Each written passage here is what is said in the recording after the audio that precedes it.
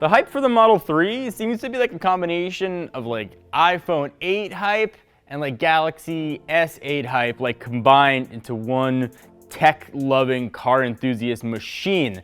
But there's something coming next from Tesla after the Model 3, and that is the Model Y. They're smaller than Model X crossover with the Falcon Wing doors that Elon Musk had said was coming sometime late 2019, early 2020. And he had said it's going to be built on a brand new architecture, not using the Model 3 platform or even Model 3 underpinnings, which made very little sense. So on yesterday's quarterly earnings call, Elon Musk said, and I quote, "Upon the counsel of my executives team who reeled me back from the cliffs of insanity, much appreciated, the Model Y will in fact be using substantial carryover from the Model 3 in order to bring it to market much faster." And he also added, "I want to thank the executives team for stopping me from being a fool." So there's a lot to read into that. I think when you think about Tesla, you oftentimes think about it, it's just Elon Musk, but he's surrounded by really smart dudes. You got JB Straubel, Franz von Holzhausen, who did all the design. Really smart guys who probably thought that building a brand new platform does not make much sense, especially from a business standpoint. So you look at the Model 3 right now, they've got about 450,000 reservations at $1,000 each. If they were going to use a brand new platform for the Model Y, not only would it complicate the assembly line platform for a new company, it also would probably push back the date of delivery. And if you figure that 2019-2020 date is now going to be earlier for the Model Y. Elon Musk didn't give a date, but would assume now probably late 2018, maybe early 2019. So that means Tesla could have jump-started almost another 500,000 reservations at $1,000 each. That is a lot of money that you're bringing to the table earlier.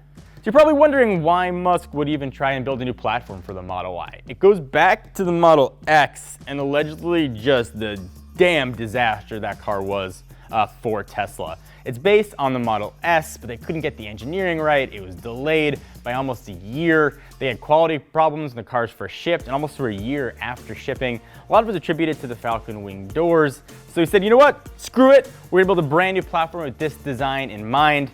And they've certainly backed off from that. So a few things to refresh you on the Model Y. It is going to have Falcon Wing doors. It's going to be about the same size as think of a BMW X3 or the Audi Q3, so that's a smaller crossover.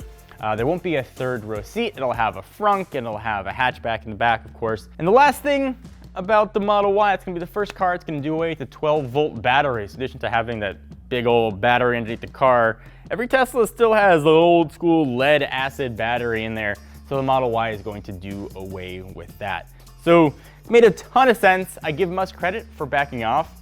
I'd expect to probably see a Model Y announcement towards like the early part of 2018, and then do what they did with the Model 3, have another announcement when they're ready to ship, and then deliveries probably a year later. So I love talking about Tesla. It's a credible story. It's American manufacturing, it's brilliant engineering. It comes from the mind, I think, of one of the greatest visionaries that we've seen in almost the past 100 years. It's a passion of mine. I hope you guys don't mind me chatting cars every now and then, especially electric cars. Kind of cool to chat about. But before I end, I do want to thank Audible for making this video possible. So you guys probably know who Audible is. They're a leading purveyor of audio books, and they actually sponsored this video.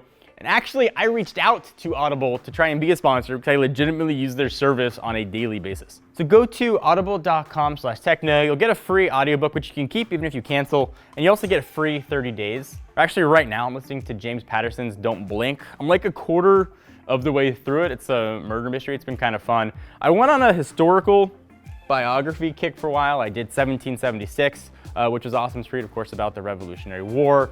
I did Devil in the White City, which was about the Chicago World's Fair and the murders that went into it. You also make yourself seem smarter because it sounds like you read more books. It's an awesome service, one that I actually use.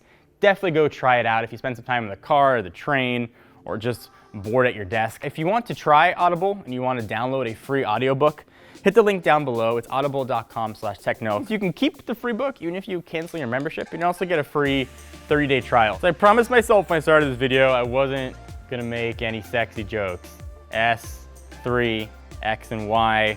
I actually promised Brandon that I wouldn't do it. So I won't make any sexy jokes. I won't say that cars are gonna spell out sexy because Elon Musk finds it funny, but it is, and it does.